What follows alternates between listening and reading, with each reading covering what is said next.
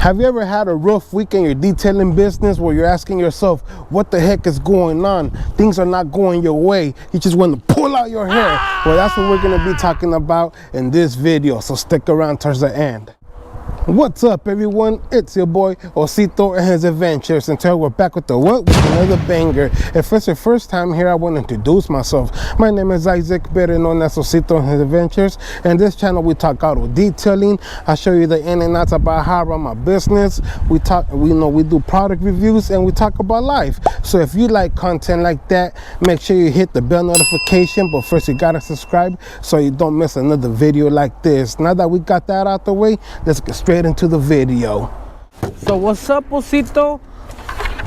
I heard you had a pretty rough week. Man, that was rough, man. Let me talk to you guys about it. So it all started almost about a week ago, guys. You know, we went out to go do a detail. This client was referred to us by my cousin. So you know, we went out and did the detail. Everything, you know, turned out good.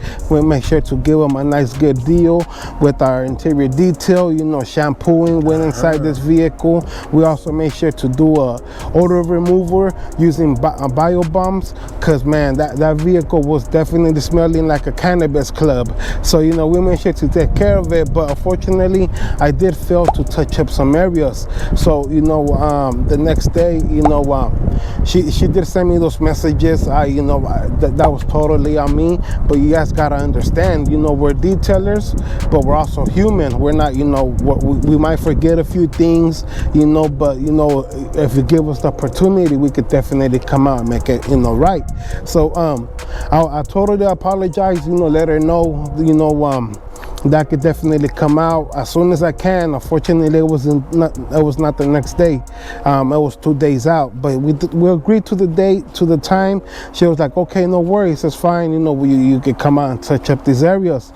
The day of the appointment, she reaches out about 2 hours before the appointment, and she told me that she wants to cancel the touch-up. No. Yeah. She said she wants to cancel the touch-up, and that would like a refund. I replied to her. I was like, hey, you know, it's a bummer that I can't come back out and redeem myself. You know, we pride ourselves, you know, with our results. So we wanted to, you know, provide the results that they were looking for.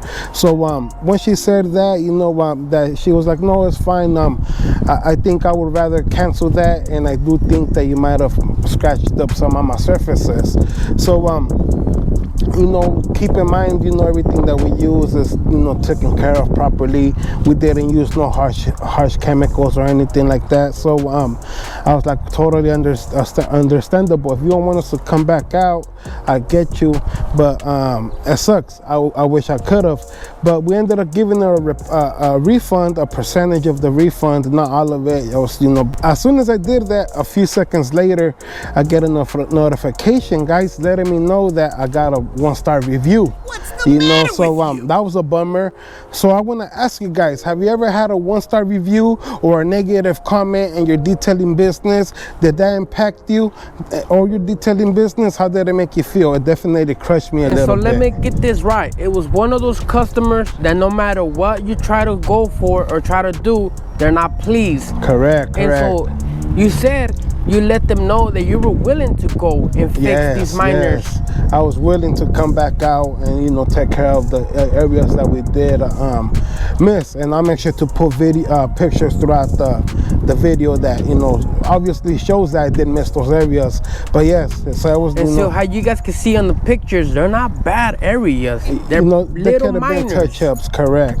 But as the day went on, you know, she kept on sending more messages saying, bringing up more other issues and stuff like that. And another thing that I want to mention to you guys, my detailing grizzlies out there, it's always good to mention to these clients that possibly smoke in their vehicle a lot, have a lot of ashes or anything like that. Once you take care of those like dirty areas, whatever's hiding under that, those scratches or anything, they're going to be revealed. And since you're leaving it nice and clean, they're very visible. So keep that in mind, guys. But yes, that's what happened right there. So if you had to tell your viewers anything you learned from that job, what would it be? Oh man, don't miss a spot, guys. Do not miss a spot, because they could definitely turn into something bigger. You know, maybe they get back inside the vehicle after a rainy day. Now they think that, you know, you actually didn't take care of that. So don't miss that spot. So what's up? What happened next, Osito? I know it didn't end there. Yeah, it didn't end there, guys. Fast forward a few days later, we went out to go do 51 chairs, guys. This was for a nursing home, I believe it is. And you know, they had cloth materials. I make sure to put pictures You right said here. 51 chairs? 51 chairs, Wow. guys. We make sure to steam clean and extract all of the cloth material, leave them nice and clean. But once, you know, we ended up stacking them up, you know, after letting most of them dry off, you know, we ended up putting them in a secure area where it had a rooftop, right? So they're not supposed to get wet. Unfortunately, I failed to look up, and I just must have forgot about the tree being there, guys.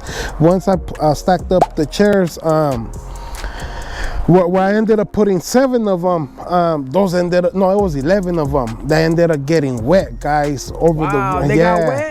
Yeah, overnight they got wet, you know. So not the next day, but the next day after that, we ended up coming back out and taking care of them. But man, you know, sometimes you slip up, sometimes you do a few mistakes in your detailing business or any business, no matter what you're doing. You know, sometimes you slip up, sometimes you might not catch things, your surrounding areas or something, but you got to take full responsibility. And so that's what we did right there. We ended up going back out and retouching those chairs up, and overall they were pleased with the results. But And also, of my understanding, this person that you went to go do the 51 chairs, was he understandable afterwards? yeah, definitely. That was very helpful right there in the situation, is that they were understandable. You know, you ever had an accident where they just don't understand, or they just don't, you know, they don't want to cooperate, let's just say. He was totally understandable. He was like, hey, I get it, but you should have looked up, man. You should have looked up. We laughed about it, and then, you know, we continued working, and that was about it right there. But it doesn't Real end good there. client there. It's a real good client. He's a repeat client, and he's always out there to support the business. But it doesn't end there, guys. It does not end there. The same day that, you know, I was notified that we left the chairs in the area where they were able to get wet. Okay, they were able to get wet. I wake up to that message, right? A few hours later, I get another message. This was supposed to be my day off. I'm trying to relax and everything, right? After I get those pictures, you know, and all of that, a few, you know, hours later, I get that email telling me that my business on Google, my Google business has permanently been closed. What? What you mean it's permanently closed? And so then I go back and I open it up, right? You're able to switch the hours, open back up or whatever. So I open it back up. Like about 2 hours later, guys, it says, you're my Google, because that's what they call it, right? My Google, my business or whatever. You know, my business on Google has been, you know, suspended, this and that, you know, basically telling me that I don't have access to it no more. It's not on Google no more. It's not on the maps no more. There's nobody can find it, right? So I'm like, man. And not long ago, I barely had issues with my website, so I had to shut that down. So, man, I'm like, you know, what's going on here, man? You know, so I'm going back and forth trying to find information about this. There's no information or customer line or anything. There's information, but there's no customer service or any human that can help you with this situation. So you kind of got to deal with it on your own, you know, doing your research, as, you know, writing emails, doing all of that, right? So a few days are going by, guys, still no answer. My Google business is not online. What's going on? man, that was stressful. Just barely today we were able to get it back, but man. Oh, you got it back? Yes, finally. But once once that was not visible, because I was searching online, different phones, different emails, this and that, like what's going on? I can't find it, right? I'm panicking, man, because that's my main source of leads. And so I noticed that once it was gone off the Google, my leads went down for those 4 days. For those 3-4 days, I was not getting much calls or anything. So let me get this understandable. So this whole week, I mean, it was 2 weeks, you said, correct? It was about a week. No, it was about a week of nothing but stressing. Yes. How did you deal with this also? Thankfully, with the grace of God, Lord Jesus, and staying, patient, my wife, my family, my surroundings, and then just staying positive, I guess, and staying productive. In other words, too, you gotta stay productive. I guess we were able to go over that hill, overcome that little bump, and now we're right here. But it was definitely a learning experience, and it also shows that sometimes you can work so hard, for a long time. That was all my reviews right there. My main reviews go to my Google, my business, right?